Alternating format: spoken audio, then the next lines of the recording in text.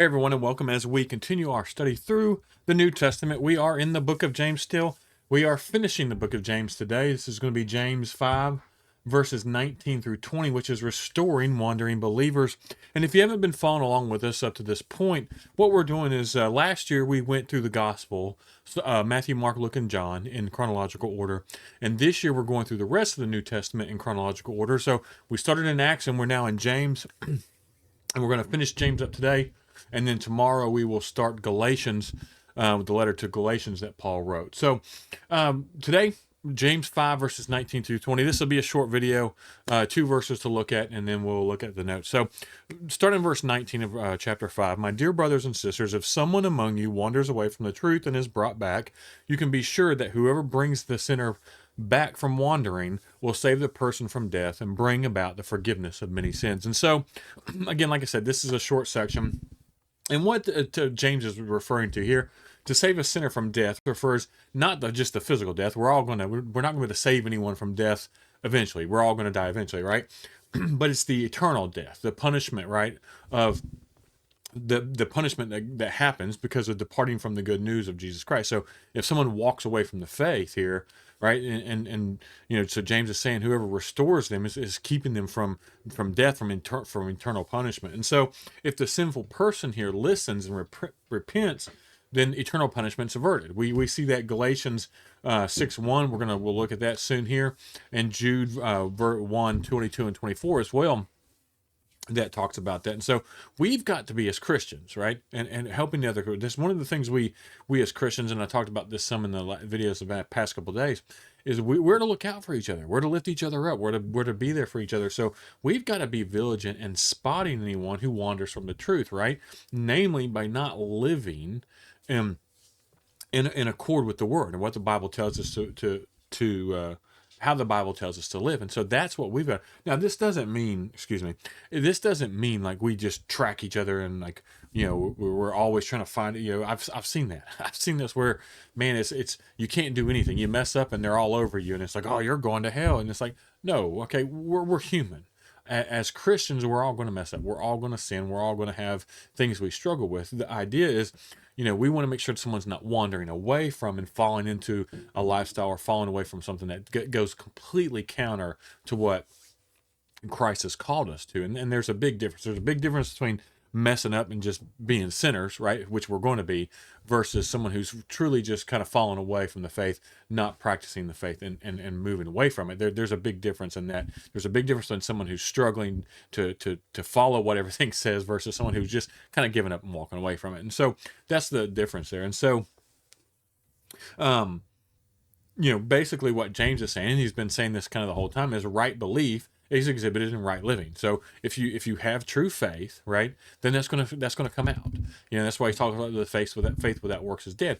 If you have a faith of salvation, a saving faith, then that faith is going to produce works that will be seen and will be evident. And so the idea here is then that it saves the soul from death, that spiritual death. And so timely intervention, right, will help save the soul and bring forgiveness from God. And so we need to make sure as Christians that we're diligent in that, and in a loving way. Of course, you can't be mean, you can't be hateful about it. You can't go to someone and just be like, oh, you're going to hell, and expect them to, oh, well, I'm sorry, let me you gotta, one of the things sorry, let me finish my thought there. We've got to be loving and kind. One of the things we never saw, Jesus was never, to someone who was struggling or someone who was walking away or sort of, he was never mean or hateful to them, right? He was always very kind and compassionate, and he handled them with kid gloves, and he was very good at that. And we're called to be like that too. And so the person who saves the sinner in this case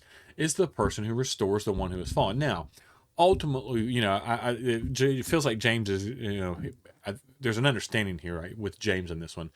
And obviously we don't save anyone, but we can be the agent, right, which God works through, and for God to give forgiveness for. So, we can say like, well, I always try to say I helped save this person, because I can't save anyone.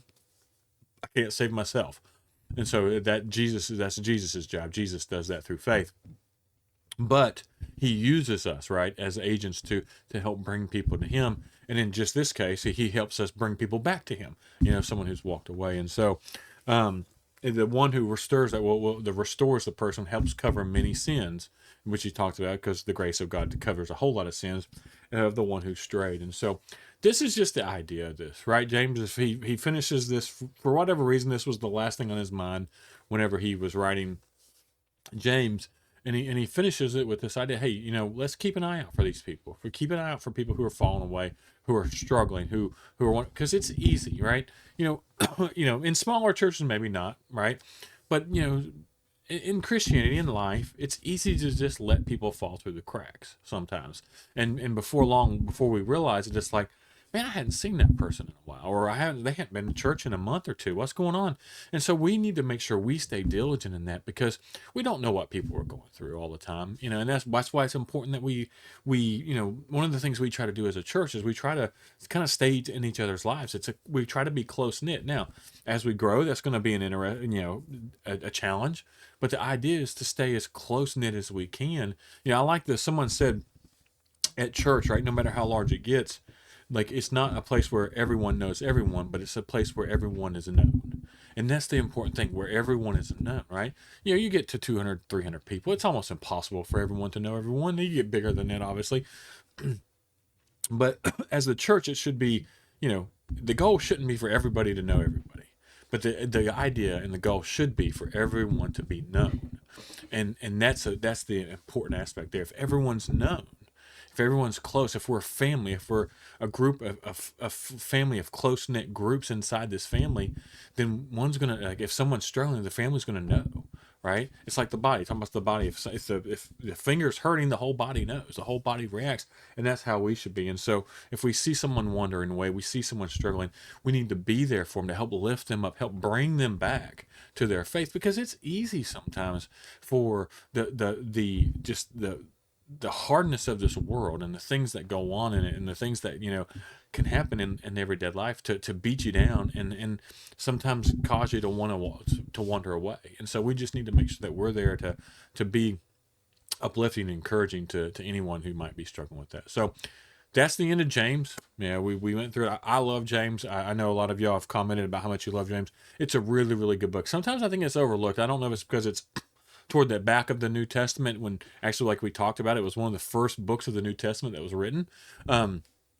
But for whatever reason, but there's a lot of really, really good information in here, and a lot of really good things that we can apply to your life. And I hope that you do that. I hope you've learned from this. Like I said, tomorrow we will get into Galatians. Galatians is one of my, James is my favorite. Well, it's probably my favorite. Galatians is one of my favorite as well, because I like the way Paul hits the church and really gets on people who are super traditional and trying to bring things into Christianity that don't belong, right? And so, and how passionate he is about it, and that's me in a sense. I love, I'm passionate about the simplicity of the church, right? That's why we call ourselves Simply Church. I'm passionate about not bringing in all these little things that, now, again, not that there's something wrong with traditions, but it's when you bring them in and you enforce them in the sense that if you don't do these, then you're not truly worshiping God. That's, and that's what Paul attacks in Galatians. So I hope y'all enjoy that, when we start that tomorrow. I know I'm jumping ahead a little bit, but I hope you've enjoyed the study that we have going through James. I really appreciate everyone who took the time to tune in, to listen to these and follow along. I'll encourage you, as always, if you haven't subscribed to our channel, do that, because we're going to continue to publish these videos. But as always, I appreciate everyone who took the time to watch.